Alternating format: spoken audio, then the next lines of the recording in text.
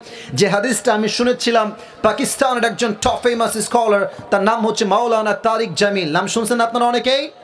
মাওলানা তারিক জামিল উনি বললেন যে কিয়ামতের দিনে একজন বান্দার আমলনামা ওজন দেওয়া হবে। আল্লাহ দেখবে বান্দার আমলনামা এই পাশেও 50 এই পাশেও 50, দুইটা সমান সমান হয়ে গেছে। এবার সৈয়দপুরের ভাইয়েরা আমাকে কথা বলে জবাব দেন, দুইটাই 50-50। এবার যদি বান্দা জান্নাত পেতে চায় আমল লাগবে আর মাত্র কয়টা? হ্যাঁ, রাইট আনসার বলেন সবাই, কয়টা? ওই যুবক বলবে যে ধুর, কোনো টেনশন নাই, একটা আমল কোনো ব্যাপার, আমার বাপ তো এখানেই আছে, আমার বাপ আমাকে একটা আমল খুবই সহজেই দিয়ে দিবে। যুবকটা দৌড় দিয়ে বাবার কাছে আসবে, আব্বা একটা আমল পেলেই তোমার ছেলে আজকে জান্নাতি হয়ে যাবে, আব্বা একটা আমল দাও। কেউ মুখে হাসি রাখবেন না, কথা হাসির কথা নয়। আব্বা বলবে, আব্বা? কে আব্বা? কিসের আব্বা? গেট আউট, বের হয়ে যাও। আমার তো দুনিয়ায় কোনো বউ ছিল না, আমার বাপ আমার ছেলে আসবে কই থেকে? আব্বা চিনবে না। ইভেন ভাই লাগবে না, সমস্যা নাই। ইভেন আল্লাহ তাআলার এমন একটা সিস্টেম আল্লাহ তাআলা তৈরি করেছেন, কিয়ামত দিন বাপ তার সন্তানকে মোটেও চিনবে না। এবার ছেলে বলবে যে যেহেতু বাপ চিনলো না, আমার মা আমাকে নিশ্চিত চিনবে, মায়ের কাছে আসবে।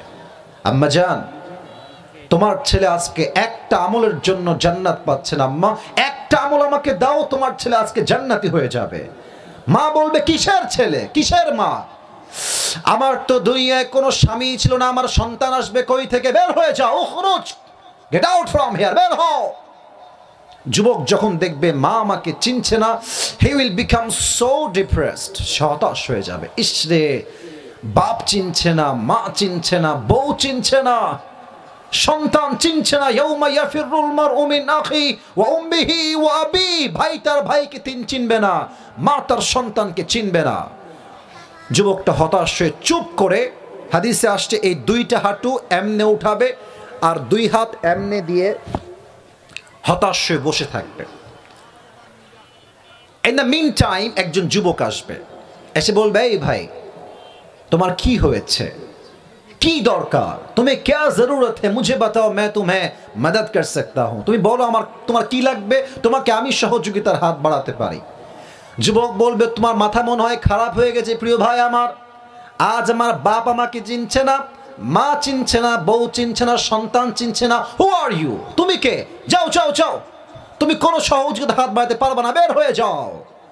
ওই যুবক বলে, ভাই বলেন তো আপনার কি লাগবে, হতে পারে আমিও আপনার কাজে আসতে পারি। এবার ওই যুবক ডাক দিয়ে বলবে, প্রিয় ভাই আমার আমলনামা যখন ওজন দেওয়া হয়েছে, আমার ডান পাল্লাও 50, বাম পাল্লাও 50। আমি যদি জান্নাত পেতে চাই, আমার মাত্র একটা আমলের দরকার, একটা আমল হলেই আমি জান্নাতি হয়ে যাব। ওই যুবক বলবে, নট আ বিগ ডিল, একটা আমল লাগবে, ওকে ঠিক আছে, ওই একটা আমল আজকে আমি তোমাকে দান করব। সুবহানাল্লাহ হয় নাই তো আগের মতো? সৈয়দপুরের সুবহানাল্লাহ হয় নাই, পরের সবাই আরেকবার সুবহানাল্লাহ। তো মাওলানা তারিক জামিল বললেন যে এই কথা যখন শুনবে যে আমাকে একটা আমল অমুক ভাই যাকে আমি চিনি না সে আমাকে দিবে, তো যুবকটা হা করে তাকায় থাকবে। यार तुम कौन हो, कहां से आए हो? मेरे बाप ने मुझे एक अमल नहीं दिया, भाई ने नहीं दिया, बीवी ने नहीं दिया, माँ ने नहीं दिया, तुम कौन होते हो एक अमल देने वाला? तुम्हें के भाई আমাকে একটা আমল দিবা?